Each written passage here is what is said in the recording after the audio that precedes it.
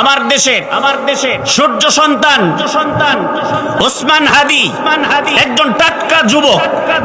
তার যে বক্তব্যের ধরন, তার মধ্যে যে ঈমানি চেতনা, ঈমানি শক্তি ছিল, এমন আমার বাংলাদেশের এই ধরনের যুবকদেরকে যারা দুনিয়ার থেকে সরানোর জন্য পায় তারা করতেছে।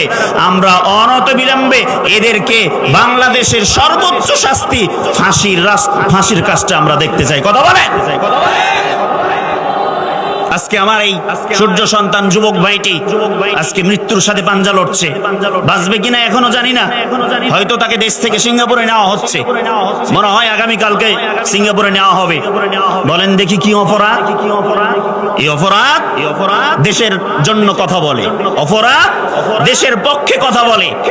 এর আগে বাংলাদেশে অনেক যুবক দেশের পক্ষে কথা বলার কারণে, যখনই আপনি দেশের কথা বলবেন তখনই আমার দাদা বাবুদের বিরুদ্ধে কথা বলা লাগবে। কথা বলেন ঠিক কিনা? দাদা বাবুদের বিরুদ্ধে যারাই যাবে তাদেরকে যদি আপনি ফিনিশ করে দেন, তাহলে দেশের জন্য কথা বলা মর্যাদা কোথায়? দেশের জন্য যুদ্ধ করার মর্যাদা কোথায় বলেন? আমরা ওসমান হাদির যারা খুনি, যারা তাকে মেরে ফেলতে চাইছে, যারা তাকে গুলি করেছে, আমরা খুব দ্রুত তাদের বিচার চাই। কথা বলেন। আল্লাহ রাব্বুল আলামিন বলেছেন, এই দুনিয়ার কোন মানুষ অন্যায়ভাবে যদি একজন মানুষকে মেরে ফেলে, অন্যায়ভাবে বিনা কারণে যদি একজন মানুষকে মেরে ফেলে, আল্লাহ রাব্বুল আলামিন বলছেন সে যেন সারা পৃথিবীর মানুষকে মেরে ফেললো। একটা মানুষ সারা পৃথিবীর সমস্ত মানুষকে মেরে ফেললে বলেন দেখি সে কত বড় পাপী? ছোটখাটো নাকি?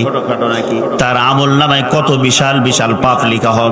আল্লাহ তাআলা বললেন, যেই ব্যক্তি একজন মানুষকে রক্ষা করলো, হেফাজত করলো, সে যেন সারা পৃথিবীর মানুষকে রক্ষা করলো, শত শত হাজার হাজার গুণে নেকি পাবে। আর যে বান্দা অনর্থক ভাবে, অন্যায় ভাবে একজন বান্দাকে হত্যা করবে, আমার আল্লাহ রব্বুল আলামিন তার আমলনামায় হাজার কোটি তার গুনাহ লিপিবদ্ধ করে দেওয়া হবে।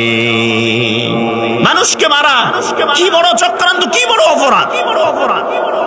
আমি গতকালকে সূরা মসজিদের মির্জাপুরে তাফসিরে বলছিলাম, সূরা আরাফের ৭৬ থেকে ৮১ নম্বর আয়াত পর্যন্ত আমার আলোচনার বিষয় ছিল ধারাবাহিক তাফসির, ৭ দিন ব্যাপী তাফসিরের।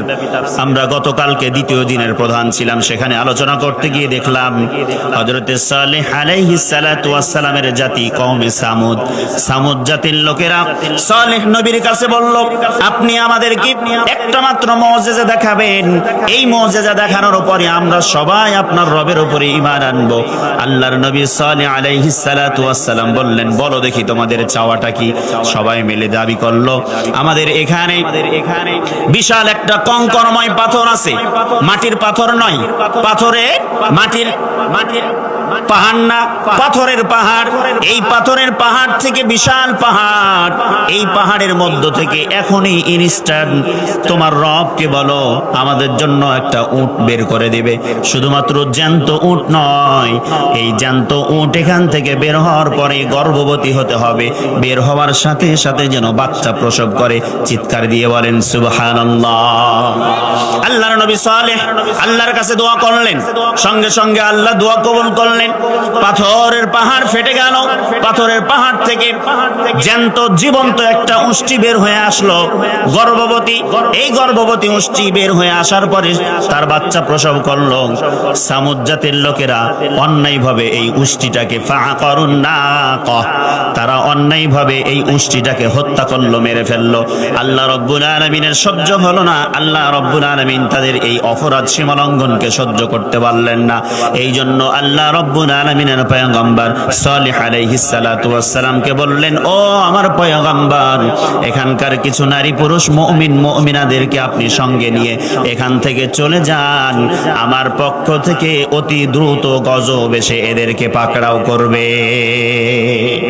সঙ্গে সঙ্গে গজব এসে পাকড়াও করেছে এবং তাদেরকে একেবারে ভূমিকম্প দিয়ে ফাআখাদাতহুমুর রাজফাতু ফাআসবাহু ফি দারিহিম জাসিমিন, তাদেরকে পুরোপুরি উল্টিয়ে ফেলছেন এবং তারা প্রত্যেকেই চেহারার ভরে উফুর হয়ে পড়ে এই দুনিয়া ত্যাগ করেছে।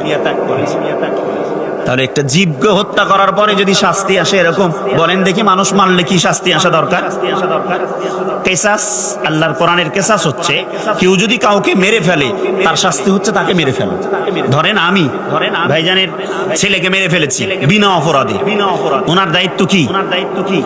কোরআনের শাসন কি? আমাকে মেরে ফেলবেন। এটা হচ্ছে কেসাস। এই যে আব্দুর রহমান একজন মুরব্বী মানুষ, একজন ব্যবসায়ী, তাকে রাস্তার মধ্যে গুলি করে মেরে ফেললো নোয়াখালী।